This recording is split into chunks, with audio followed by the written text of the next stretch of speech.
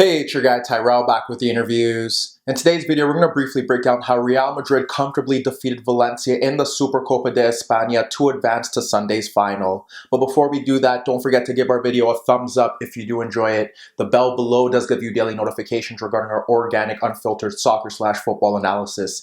And don't forget to subscribe to our channel on our road to 3K subscribers. So when we do break down the game and look at the board, we have Valencia in more of a 4-1-4-1 and Real Madrid in a 4-3-2-1. And what was interesting about Zidane's decision here was the fact that he opted for control rather than natural wing play. So Rodrigo and Vinicius were on the bench, and in replacement for them was Luka Modric a bit higher and Isco floating from the left-hand side.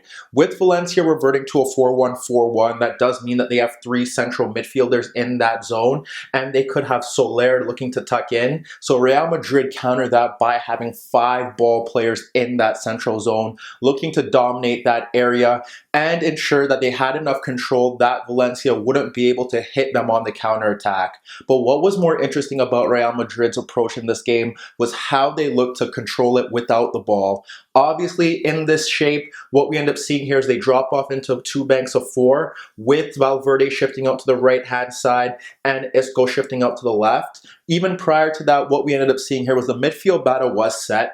We had Valverde against Parejo. We had Toni Kroos against Coquelin. So with that being said, Kondogbia was a spare man. Casemiro was a spare man sweeping up. And for several reasons, that was a bigger job for Kondogbia based off the fact that Isco would be floating into central areas and Luka Modric floating in those zones while pushing forward could cause him a threat. Whereas Kevin Gamero was isolated up front for large spells of that game because Real Madrid were able to dominate possession. Nonetheless, like I said, Real Madrid dropping off into 2 banks of 4 without the ball. And what you would normally see here is Modric, who was helping Jovic press, sit between Kondogbia, let the fullbacks have the ball. And what they could do is have Modric step to Gabriel and then push Jovic out to Kondogbia and vice versa. If Jovic stepped to Garay, you'd have Modric stepping into the path of Kondogbia. You'd have Valverde and Isco shift out to the fullbacks in Waz and Gaia, and then have the midfield battle set with Mendy and Carvajal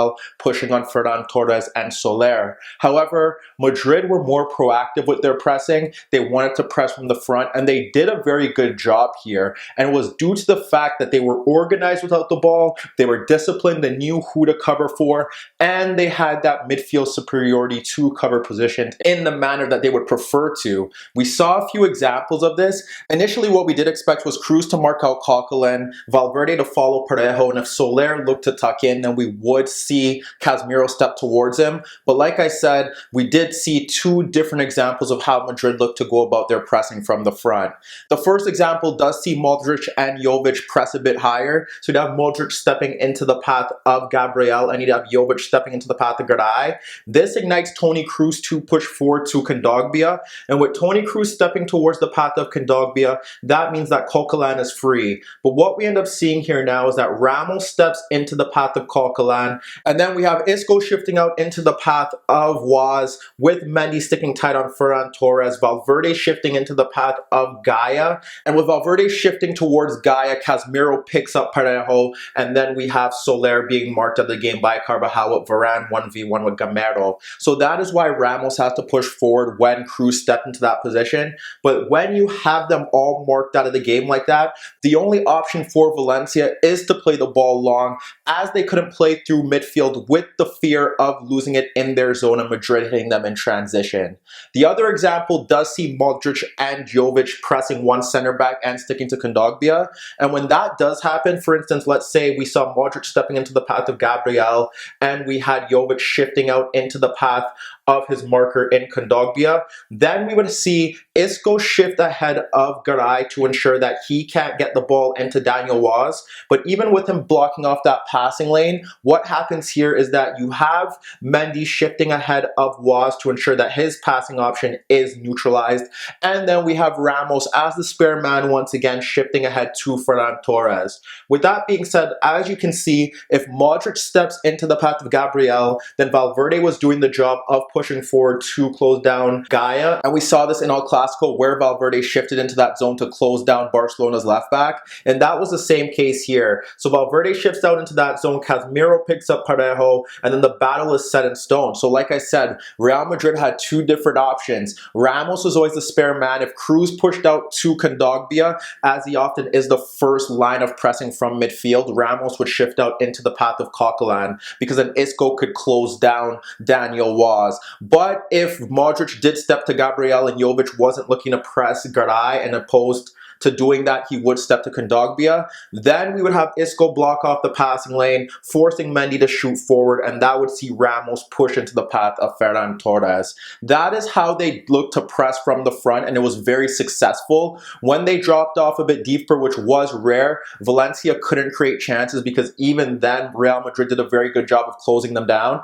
And when you assess Valencia's chances in that game, they had one good opportunity from a Toni Kroos misplaced pass into Parejo, where Gamero scuffed his shot over the net, breaking into the box. But besides that, they had their first shot on target in the 79th minute, which does epitomize Real Madrid's dominance throughout that game. So when we look to assess Real Madrid with the ball, the one big issue that Zidane has faced throughout this season is their lack of a reliable goal scorer besides Benzema. They lack a goal scoring threat in their starting 11 for most of the season, and they did here as well. Luka Jovic was hardly involved in that first half and for throughout his time on the field. He tried to drop off deeper in link play, but when he did link with the midfield, it was rarely around Valencia's box. When you look to their attacking options, we saw Toni Kroos dropping off a bit deeper. Coquelin should be stepping towards him as he looks to get that ball in deeper positions to play out diagonal balls and help Madrid control the game. But with him dropping off into that narrow position, Ferran Torres would often shift into that position, and then we would see Mendy push forward, and that would allow him width to drive at Daniel Was. Casemiro was a bit deeper. Valverde often stuck into a position in between Soler and Parejo, and what was interesting about that right-hand side was Luka Modric kept his position ahead of Gabriel, or in between Gabriel and Gaia, and often he would swap positions with Valverde as the game wore on. So if Valverde did push forward and look to shoot into that position, Modric would drop off a bit deeper. But for the most part, Modric was a bit higher, trying to get close to Luka Jovic. But those two rarely combined in that sense. That does create space for Carvajal to push forward, as Soler would be tucking it a bit narrow to try and cope with Valverde shifting into that zone along with Modric. And frankly, that was Real Madrid's most likely route to goal on paper. Because you have so many ball players drifting into those central areas, there was space for the wider players to push forward in Mendy and Carvajal.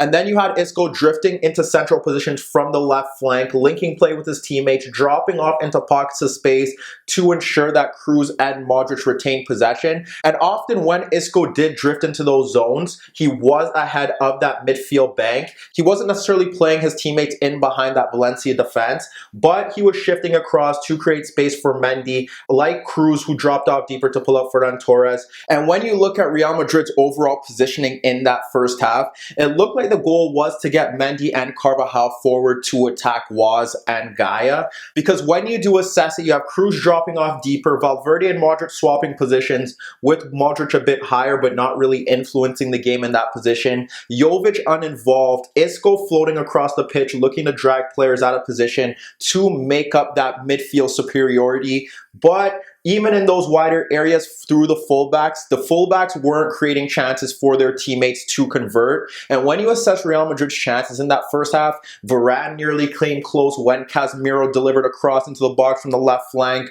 They had a few shots from distance that flew wide of the net. Toni Kroos put Real Madrid ahead from a great corner kick that caught Wame out of position. And when you look at their second goal and a few chances after that, it kind of went to show how they were going to go about getting the job done here, and they focused down that right-hand side. So when we break down Real Madrid's second goal, it highlights the manner in which Zidane probably wanted his side to attack. With Isco drifting in from the left-hand side, that leaves Mendy in a 1v1 battle isolated with Daniel Was. But down the right-hand side, Carvajal had help from Modric and Valverde popping up into different areas to possibly create overloads. Here you have Kroos being pressed by Parejo, and Kroos drops the ball back to Varane, who slides slides it out into the path of Carvajal against Gaia. What we end up seeing here is we have Modric in between the two center backs. We have Jovic in between Garay and Waz. And what we see is Valverde ahead of a narrow Soler looking to run off him. So as he looks to run off the narrow Soler, what Carvajal is able to do is able to play the ball across Gaia to split Gaia and Soler.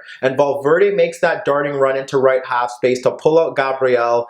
And he pulls the ball back across Kondogbia looking to come across.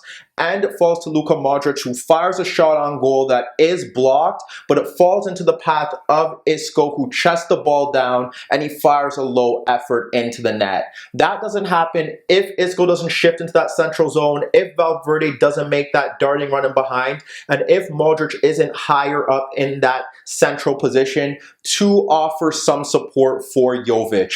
Shortly after that, we saw Isco popping up in a central position, spinning away from Parejo and Soler to slide the ball out to Carvajal. Carvajal is close by Soler, but he locates Modric, who was ahead of Gabriel, dropping off of Gabriel ahead of Kondogbia to receive a pass across Soler, and they try to play a quick 1-2, but when Carvajal breaks down that right-hand side, Soler and Gaia do come across, and they block off that passing lane. But those are two examples where we did see Real Madrid, where they had an opportunity to create an overload down the right-hand side, try to put it into fruition. Down the left-hand side, they couldn't do that with Isco pushing across. There was no real penetration from Isco or Modric combining with Jovic or runners in behind. So frankly, that was Real Madrid's best route to goal, unless they were delivering crosses from the fullbacks, breaking in transition, or pouncing off a Valencia mistake. And then the other option would be through set pieces. And we nearly saw Isco put Real Madrid out of sight as he flicked on Toni Kroos' header off the post,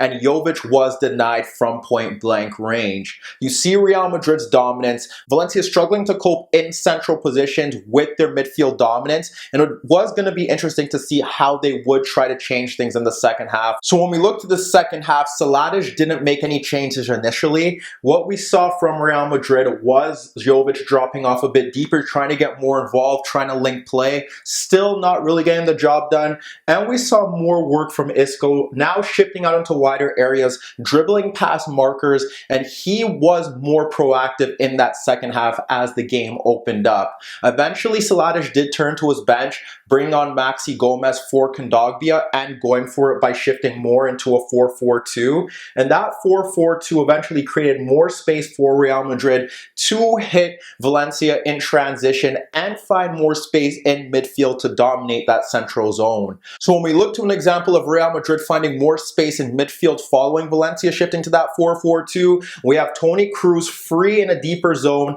locating Jovic, pulling out both center backs towards him. Gabriel shifts out a bit too narrow, and that creates a big gap in between Gabriel and Gaia. And what we end up seeing here is Modric looking to dart into that zone. So when we have Kroos on the ball in that deeper position, he's able to split Parejo and Coquelin to find Modric making a darting run into that right half space. Gabriel does locate it late, and Gaia does track that run. And when Gabriel does try to slide to block a Luka Modric shot, Modric doesn't shoot and he holds up Gaia. But what he did locate was Valverde, who already had a step ahead of Soler, breaking in towards the box, and Modric pulls the ball back into the path of Valverde. And although Soler does look to challenge it, Valverde gets his shot off, but he fires it into side netting. But once again, Kroos getting more space, Modric again playing a key role, not in a deeper zone in midfield by controlling the game, but by offering another vertical attacking presence going forward. So when we look to the third goal, once again, Luka Modric and Isco play a key role in it. What we end up seeing here is Modric pressing Parejo into Valencia's half, and Parejo tries to play a cross-field pass into the path of Daniel Waz that is intercepted by Isco. So Isco holds off Daniel Waz, and he ends up splitting Waz and Coquelin to find Jovic ahead of the center backs. With Jovic receiving the ball ahead of the center backs, Gaia higher up the pitch, and Modric running off Parejo, the easy passing outlet is to Luka Modric, who charges into right half space to pull across Gabriel. And before another their marker can come across to try and close down the play. Modric outside foots his effort past Wame to put Real Madrid up 3-0 and virtually ending the game. So when you break down the game as a whole, Zidane won the tactical battle here. He sacrificed his wide forwards that could offer him goals for control, and the Real Madrid midfield dominated the center of the pitch from the start of the match till the end. Kroos, Modric, Casemiro, Valverde, and Isco were superb here, and where they did lack goals given the fact that Jovic struggled throughout, they got it from Isco and Modric, who contributed in all facets of their attacking play. Madrid were organized, they were disciplined, they pressed from the front, stifling Valencia's midfield, and they ensured that Valencia couldn't break in transition, and ultimately, this was a great coaching decision by Zidane. But let me know what you guys think. Are Real Madrid favorites to beat either Atletico Madrid or Barcelona in Sunday's final? Do you think they need to make any changes in January by dipping into the transfer window? And what does this loss say about Valencia ahead of their big Champions League tie in February? Meet me in the comments below. Don't forget I upload videos every day, and don't forget to subscribe to my channel. And once again, if you like this video, make sure to give it a thumbs up. And that was your daily dose of the interviews.